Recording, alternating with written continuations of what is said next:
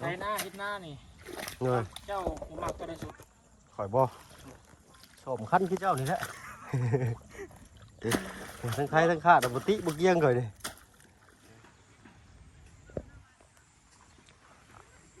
ไปไหนเนาะเดี๋ยวไปทางไหนก็มืดคึมไปเบิดไปเลยเนาะเอาเปิดจิบเปิดภาพมาตอนเช้าอยู่กลางทุ่งนาแนมไปทางใดดูนี่ก็เขียวคักไปหน่อยเนาะเฮ็ดในใส่นาปีนี้เนาะมาดำนาซอยทางบ่าววุ่นเป็นมือที่3เลยได้นี่เนาะ ยังบ่ทันแล้วเอากราบทักทายได้พี่น้องเด้อเนาะกราบทักทายสบายดี FC เบิดสุคนเนาะป้าโตฝนตกฝนลินใส่เสื้อกันฝนมานำพี่น้อยเนาะมื้อนี้ผู้ตากไว้อยู่ผู้บ่ได้ยินเสียงมันบ่คักไปเลยเนาะสิใส่กรุ๊ปเอาไปเลยอึ๊บกันไทยนาไว้ก่อนพี่น้อยเนาะยันไทยบ่ทันเมื่อวานนี่ไทยบ่ทันเมื่อวานนี่โอ้แต่เช้ามันเพิ่นก็ได้ให้1ให้บ่ใหญ่นี่เนาะฝนตกแห้งเช้านี่พาน้องอินเตอร์ห่มผ้ามาพี่น้อยเนาะ ทางเขามากับเปื้อนลายเปื้อนคักเนาะ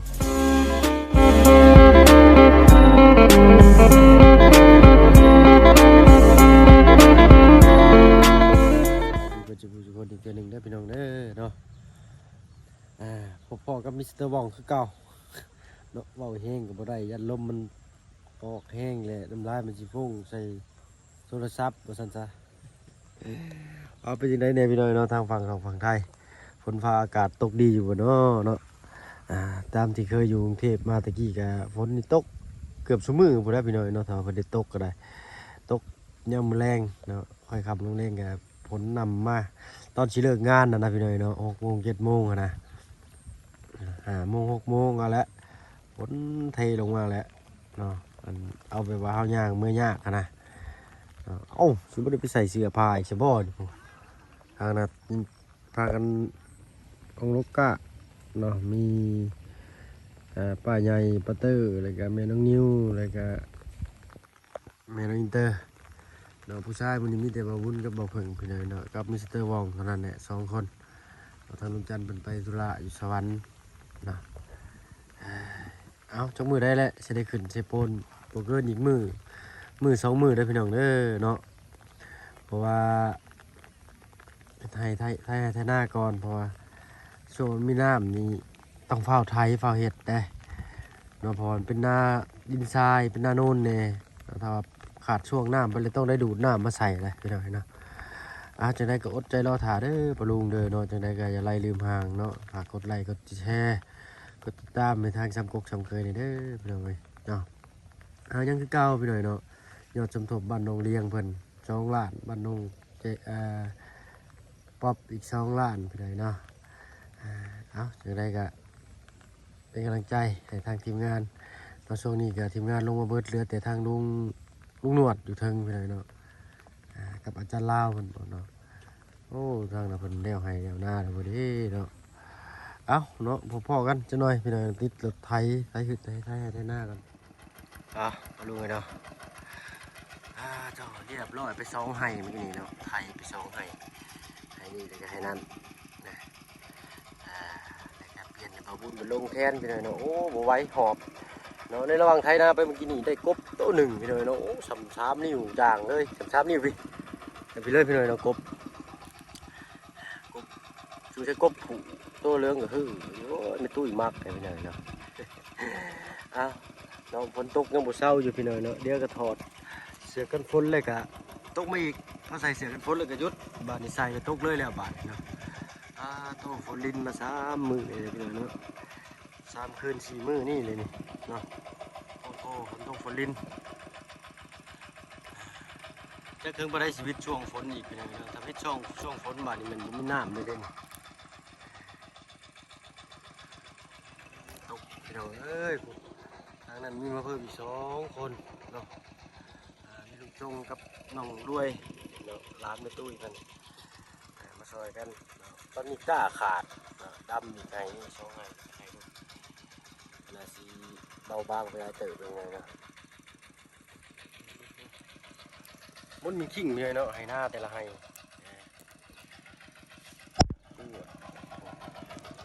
เขามุมช้อนคันเพื่อนช้อนคันเลยนี่เนาะเอาทางบ้านพี่น้องเอื่นได้พี่น้องนะเขาไม่บอกมาบอกกันแน่เอานั่งพักเช้าเมื่อยตากฝนจะหน่อยก่อนพี่น้องเนาะถึงสีลงไปเรามีแต่สีไปหิวกาไม่เพิ่นดำดำซอยเพิ่นจักหน้าสองหน้าอะไรก็สีต้องมาคาดให้ต่อหลังจากคาดให้นี่ได้เลยนะให้หน่อยนี้ไปให้นั่นไปเลยนะ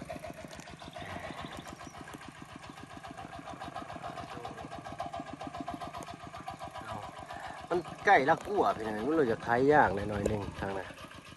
เวลาเรากำคันเลี้ยวนะมันจะเดือดกับลักกั่วเพิ่นเนาะน้ำมักจับถือเล็บมือก็ดำเลยน้ำมักคมน้ำมักจับเนาะตัวเล็บมือก็ดำเลยพี่น้อยเนาะป้าพี่น้อยเนาะป้าตัวไทยอีกบ่ไทยหุดบ่บาดเลยเถอะ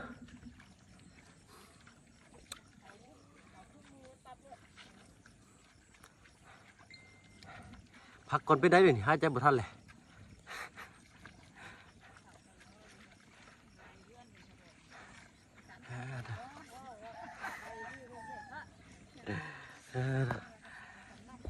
กินข้าวกินน้ำแล้วจะขี่ลงมาท้ายให้ก่อนหมู่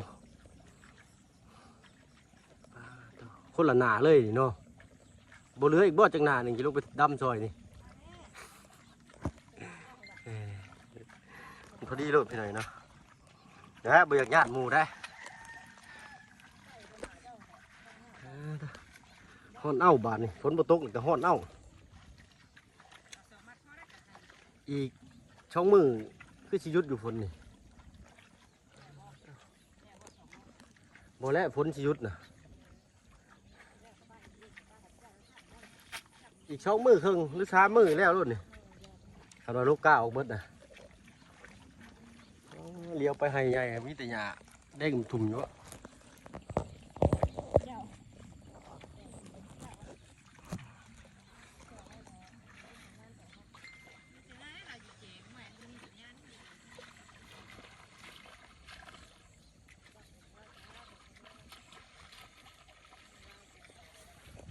ไปย่างก็เด้อบัดนี้เด้อ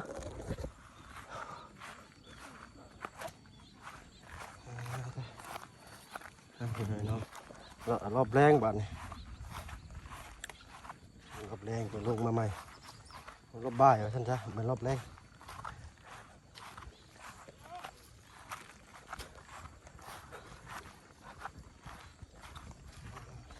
ทางน่ะบ่ได้ไทยหุดบ่ตุทางน่ะโกยหักเขาดำเลยตัวไผ่หอบของอยู่ของกินมานำเลยปลากระเจียวกับปลาพริกเป็นสิแกงหน่อไม้ได้เนาะเท่าคักแล้วบานสดฮ้อนๆแสบโขกลงมาไทยนะกระเพาะขึ้นดีบ่แม่นง่ายพี่น้อยเนาะฮะใช่เท่าไหร่ไทยหน้าเฮ็ดหน้านี่ เงย เจ้าผมมักตัวใดสุด ข่อยบ่ชมขั้นที่เจ้านี่แหละทั้งไทยทั้งขาดบุติบุกเยี่ยงเลยดิไทยทั้งไทยทั้งขาดก็ได้อยู่เนี่ยชมขั้นนี้เงี้ยอันนี้นะครับไทยแล้วมามันสำคัญอีกค่านี่กูต้องให้คนหนึ่งมาสอมหน่อยเนาะไปเด้อพี่น้องเด้อเป็นยังดอกคอยเป็นกำลังใจจากที่ออกจากมีแห้งแล้วเลยโอ้บอลลูนส่งกำลังใจมาให้สู้ๆวะซะเนาะใจเด้อพี่น้องเด้อครับเขาจะงูนะบ่เพิ่งโอ้เที่ยงเลยเอาเนาะมาดิเนาะเลยบ่มีพ้นเลยเอ้ามันขึ้นอยู่แต่มันแห้มหาอะไรเนาะข้าวบุพอแดดมาลายมือเลย3-4 มือตัดคลิปสั่นไปเด้อสำคัญหน้าเด้อเลย อะไรก็การดำรงชีวิตนี่ก็คือเขาอยู่แบบนี้แหละตัว ชีวิตสมัยเจ้าหน้า อยู่ใกล้พระอาทิตย์ร้ายกะฮ้อนอยู่ใกล้ร้ายกะหนาวอยู่มันพอดีเพิ่นน่ะ สุการน้ำตัวดินพี่น้องเอ้ย ยอม ดาวคำว่าคุ้มบ่มันก็เป็นคุ้มได้พี่น้องแต่ว่าเห็ดไปนี่แหละ มันก็ พอได้เห็ด พอบ่มีก็แค่ท้ายรถไปบ่ ไรเบิ่งแม่คาน้ำมูกน้ำมันคาหันคานี่ทุกสิ่งทุกอย่างคามาจากคนขายเขาเมื่อน่ะ30 กระสอบเงิน6 ล้าน 30 สอบมาได้ เออ โอ้30 สอบ6 ล้านคือว่าถึกเนาะ โอ้ถึงแล้วเพิ่น โลหนึงเท่าไหร่โลหนึง6,000ปลาย คนที่รวยคนที่รับซื้อเขาขายก็ แม่นผมสี ถ้าคอยถือเลขลอตเตอรี่วันที่1นี่คอยเซ็ตแบบนี้แหละ1เฮ็ดเตาเฮาซีแล้วก็สีขับสีขาวเนาะส่งเขา ง่าย บริษัทใหญ่เนาะ ง่าย แล้วก็ซองมามีรถแท็กเตอร์ ดุด รถดุดนี่ อ่า กินสบายอยู่บ้านเฮาเนาะ โอ้คักแล้ว เรามีเงินงบ6 ล้านบาทได้ โอ้ข่อยก็สิสบายคือกันอยู่บ่ข่อยก็บ่สบายเลยเนาะข่อยมันเป็นคนนั้นเบรกเข่าครับขับรถดุดหน้าเล่เข้าข่อยเนาะ เจ้าขอจะฮับเจ้าเป็นพนักงานฮับเอโมให้ฮับนะแบกเขานะ เฮ็ดอะไรขับรถพ่อเฮ็ดบัญชี ที่เรารับไปจ่าย โอ้ตู้ข่อยว่า แล้วก็ติดตามงาน เออ น้องที่ไปจ้างขับเมารถดุดเด้ โอ้ เจ้าเป็นคนไปหาเมาไปหานะ ได้หน้าเนาะ เอาบ่แล้วก็พาลูกน้องไป เออ แล้วปักไปสั่งซี่มานํลูกน้องนะ เลยโอ้คักได้เห็นจะถึงจะตู่เด้อ คือหนึ่งก่อน รถดุดรถแท็กเตอร์นี่ก็ ข้างในพี่น้องเอ้ย จนแดง ก่อนของดู เนาะข่อยก็ซ้ำได้ตู่ผมขุบน้ำมาจับมื้อเช้านี่ในโค้งนะช่วยเราละสิปากปะบ่ได้ยันรถท้ายปีน พูดอย่างนี้เป็นยังคือบ่รถไถพี่น้องรถไถมันเข้าบ่ฮ เข้า อด บ่ได้เข้าบ่ได้ มุ เด้ ม นี่ แคบเลย เหนื่อย มุมแคบแต่ว่าเขาได้แบบประมาณ หน่อยหนึงช่วยเขานี่จุ้งกันนี่เท่านั้นมันบ่คือแท็กเตอร์ใหญ่เด้ถอยดากตักเอารถ ประธานเขายังบ่มาเนาะประธานเนาะ เหนื่อยเพิ่นยังไปสวรรค์ไปซื้ออีกจังมันต้องเอาเข้าเลิกปานนั้นก็ได้ตัวเอาไว้มันเป็นเดินโพ้นในจังบะเอาสำนั้นแหละคิดเรียนมานี่แล้วป้าไว้สิปีมันก็อันนั้นจริงๆหัวหญ้าเนี่ยเขาต้องซับออกก่อนในตู้เขาจะขุดขึ้นฮะ ปล่อยบุ้งแห้งเขาคืนนี่แล้ว เมื่อยเนาะ คืนได้ก็ได้เนี่ยคืนไม่ได้ดิ ค่อยขุดได้อยู่งัดแห้งบ่ได้เจ็บขอมือเลยขอมือมึงขวานี่ขอปมือก็เน่าเลย จิบเอวได้พี่น้องเลยจิบเอวคือยัง งัดดิเซ่สะโพกร้ายดิต้องจองต้องดึงเลยกินคอจนพึ่งวะ เมื่อนี่ไปยังกลางใส่ขางเดียวขางหนึ่งมันที่อ่ะพี่น้องเลย แล้วใต้กระบะก็เราเดี๋ยวพี่น้อยเนาะเนาะพี่เชียจะใช้คือว่าเห็นอยู่กับตารถข่อยบ่อันหนึ่งสีแดงเนาะของแม่น้องอินเตอร์จะข่อยเก็บเอาไว้ใช่เลย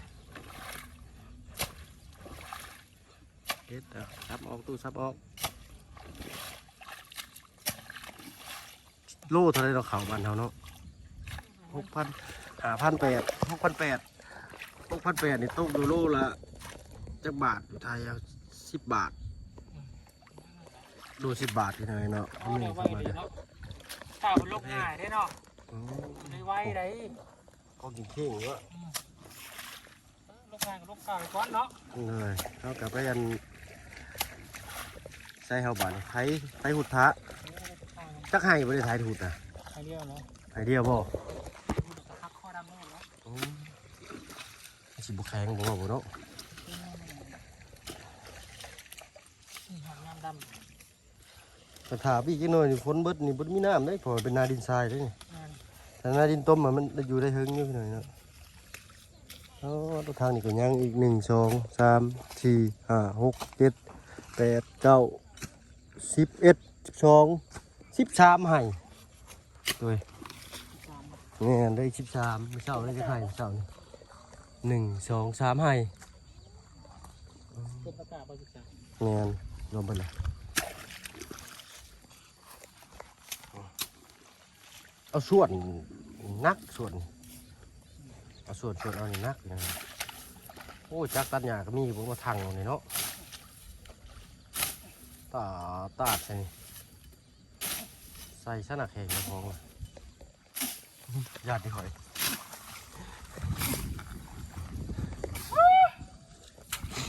มาเลยพี่น้องเอ้ยขนาดนี้ขนาดนี้พี่น้อง สิให้ก็ให้บ่ได้อันนี้เลยแบบว่ามึงเถื่อเมื่อยมึงเหื่อมึงแห้งจะไข่ก็ให้บ่ได้จะได้หัวออกมาเลย ว่าคือช่วงรถไทยมีปัญหาอะไรวะพัดอยู่นั่นยังเข่ายังบุกเข่า เมื่อยลอย ข่าวโพดไอ้ยังบุกเข่าไอ้ยังข่าวโพดโอ้ยอะไรนะพี่น้องย้ายหายอยู่คนเดียวเนาะ โอ้คอยได้พออยู่นายใหญ่นะ หายว่ะ ยังหายไกลบ่ได้น้ำลมเนาะปั๊บตื้นบนภูเขาปั๊บเลิกว่าจะได้แบกเอารถไทยกันเลยหน้าให้น้อยมันไทยยากเลย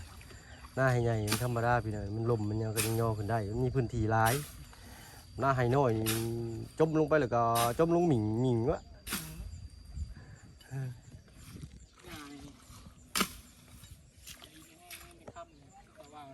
ดุดบ่ มันมีจะ3-4ให้นะมันนี่ เหนื่อย เนาะ 3 ให้ คันไง 3 ให้4ได้ไงนี่อันนี้โอเคเดี๋ยวดูเด้อจูดไปฮอดชุดพุ่นอันนี้ก็เฮ็ดเป็น งามไปแล้ว อันนี้ยาวเลยนี่ฮอดพี่ให้1ให้1 พ่อแม่นิ้วมาเด้ อืม มาเนี่ยจะให้ยาว อันนั้นก็ให้ใหญ่รวมเบิดปรี3ให้ ลุงคนนึง เหนื่อยใจของเจ้าใจ ผ่านไว้ โอ้คานี่เนาะสิเลยแล้วเขาลุงชิดอ้อมพุ่นเนาะ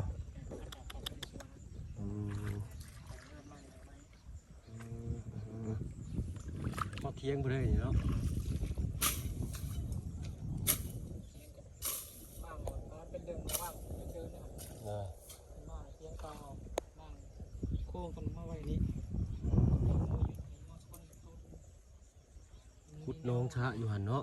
เปิดกองเข่าเลยย่ำกองเข่าเลย อาจจะเผาว่าวสักมือก่อนเอ้ยเนาะเอาจะหน่อยจะลงมาเห็ดอีกพักกินน้ำเย็นกันทางไหนก็เลี้ยวเลยตัวยอมหยาวนาวดีนะเนาะ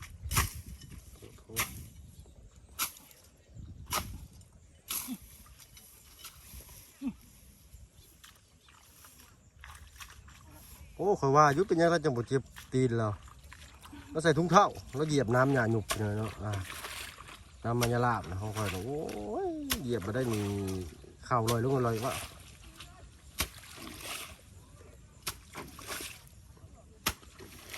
โอ้แล้วหรือบ่ทางนะ ผมว่าดีเนาะ ไปกินเที่ยงเบิ่งลูกเช้าก่อนบ้านนี่เอากบมาฝากไปตู้อีกก่อนกบเปิดเอาไปหรือบ่เนาะตู้แล้วหมักให้ได้กบนี่ได้มา2 ตัวเลยโอ้ยเป็นชามได้อยู่เฮือนนะเผาเลยกับแกงอยู่วะแกงสมักบวบเพราะว่าคักโคตรแล้วพี่หน่อยเนาะไปหาลูกสาวกันพี่หน่อยเนาะตัวปุ๊มาเลยลุงกับป้ามาแล้วกันกับป้าเซอร์พี่หน่อยเนาะประหลัดไปด้วยมีแนวมาฝากเด้อมีแนวมาฝากม